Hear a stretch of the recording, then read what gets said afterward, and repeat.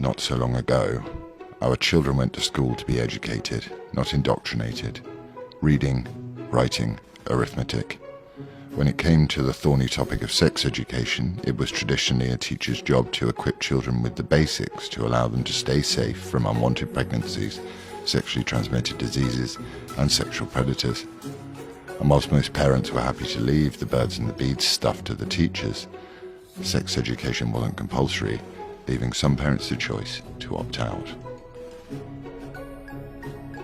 However, in the new hypersexualized culture of 21st century Britain, a perfect storm of fear and opportunity has arisen. A new wave of activists and sex-positive liberals saw an opportunity not just to educate and inform children, but to sexualize and radicalize them.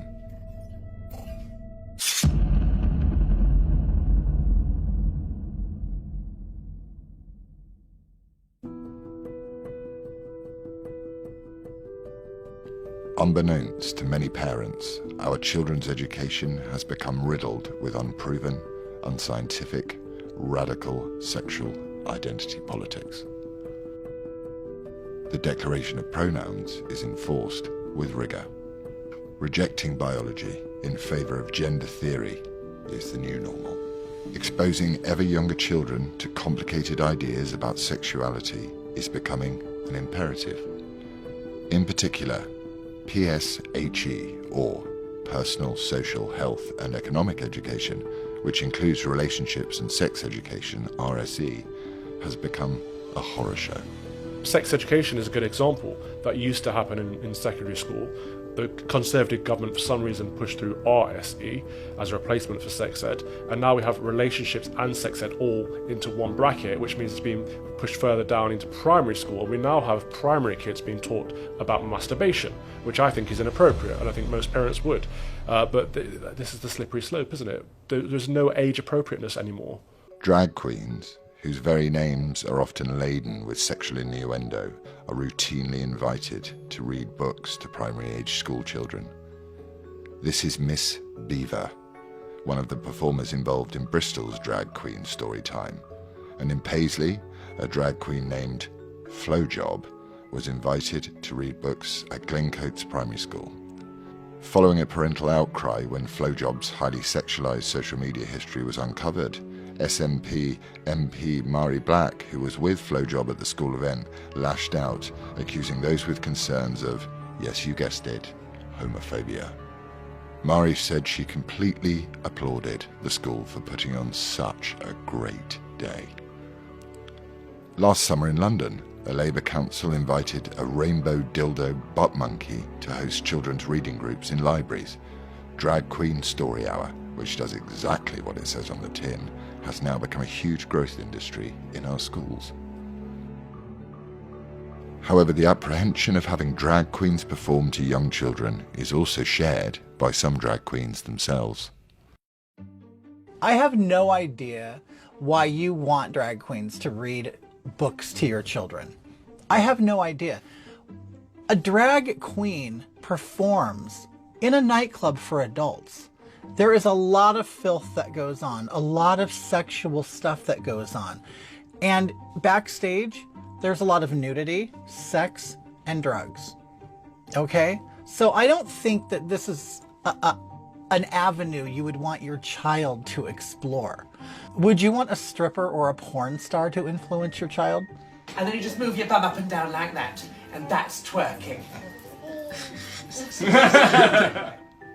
As the outcry about drag queens and schools grows, efforts by the left and the educational establishment to get them into schools will become increasingly aggressive, taking the lead from New York City, where Mayor Eric Adams pledged to continue the practice even after it was revealed the city had spent over $200,000 on drag queen events for young children. These extracurricular activities are bad enough, but most worrying of all is the British curriculum itself, which now teaches children as young as 4 about masturbation, consent, and the chilling concept of good secrets. So this education comes from the World Health Organization, United Nations, CICAS, the Kinsey Institute. The first thing that startled me, made me aware, was the early childhood masturbation from age 0 to 4. That you know, I'm a criminologist, so child sex abuse and exploitation are my fields. So I want to know who is saying children are sexual from birth, who is saying children can masturbate from birth. Straight off for the beginning, for the 4-year-olds, they were actually learning about masturbation, which is now is spoken about, is called self-stimulation. So we discovered this in 241 schools in England. The self-stimulation has a barrier to disclosure, which means it prevents children from disclosing abuse. Basically, it programs all children in the whole of the country away from what we call a non-verbal disclosure. As it goes on, we look in children are taught to behave sexually in a non-offensive way, whatever that means. They to label body parts. It is not head, shoulders, knees and toes. It is nipples, scrotum and vulva. In secondary schools, the menu is even more X-rated, as pupils are taught about anal sex, facial ejaculation and bondage. Many parents are starting to ask questions at school, and the schools are saying we cannot share the resources with you because they are under copyright and we're not privileged to share them with people. First of all, that's a lie.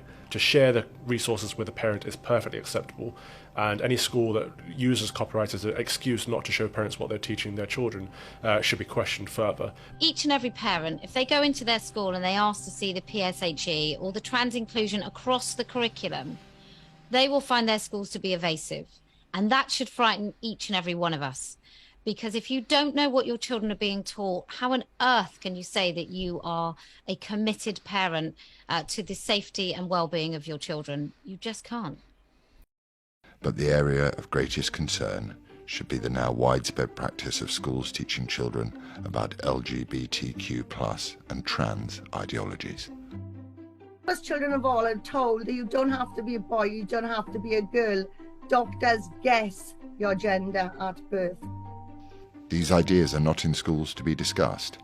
They are imposed, and any dissent is not tolerated. You're saying that what's wrong with the website is that there are more than one gender in this country. That's your opinion. That is my opinion, and that is an opinion which is acceptable in the school. I'm afraid yours, which you're saying that there's no such thing as anyone other than male or female, is not inclusive. Scientifically, there are just two genders, depending on what I get that. gender But you're choosing to make an issue of this, because I said, are you really going to do it? That was your opportunity to keep quiet. I believe we are teaching children to question fundamental truths like biological sex. And then what they do with that is they then have to fill in the gaps. So if they don't adhere to the stereotype of being a boy or being a girl, which is something that gender neutral parenting used to be, that your kid, your boy or girl could have a pushchair if they wanted. Well, what it now means is it means that biological sex is not particularly important. It's just your likes and dislikes and what you like to wear that is important. So that is being taught in schools. In fact, not just taught, that is throughout the ethos of a school. So that will be in the canteen. They don't call your kids boys and girls anymore. That will be the receptionist. That will be all the support staff. Every single person in that school will have been indoctrinated themselves into then indoctrinating your children. A common sense parent might ask, why are we teaching all of our children about such a tiny minority in society? After all, there isn't even any reliable data on how many trans people there are in Britain. It's really a two-pronged approach with critical race theory, which has been a big thing over here in the States, and really tears down kids. It teaches them that they are bad, especially the white kids, that you are bad, you're inherently white supremacist. And then the gender ideology is introduced and kids are presented with a wide assortment of different oppressed identities that they can step into. So, the worst thing in the world to be is a cis white boy. Even a cis white girl isn't looked highly on. But if you can step into, a trans boy, if you're a girl and you can become a trans boy, all of a sudden you're celebrated. So it's almost like this conversion moment that teachers and school administrators are kind of guiding kids through, with the goal to help these kids become critically conscious, which is another word for woke. So it's really about, kind of dividing these kids from their parental influence and setting up this division between the parents and the children in order to make them little political activists for their progressive causes.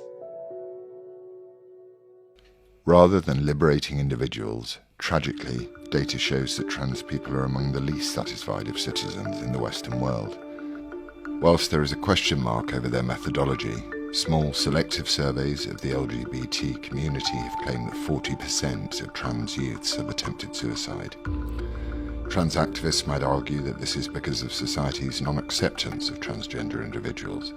Critics might argue fears of suicide are revved up to terrify parents and teachers to further their agendas. Regardless, those with genuine gender dysphoria deserve our support and our love. But what if the lifestyle itself is the cause of this depression? Which begs the question, why are we encouraging children to adopt the lifestyle of those with the lowest life satisfaction score?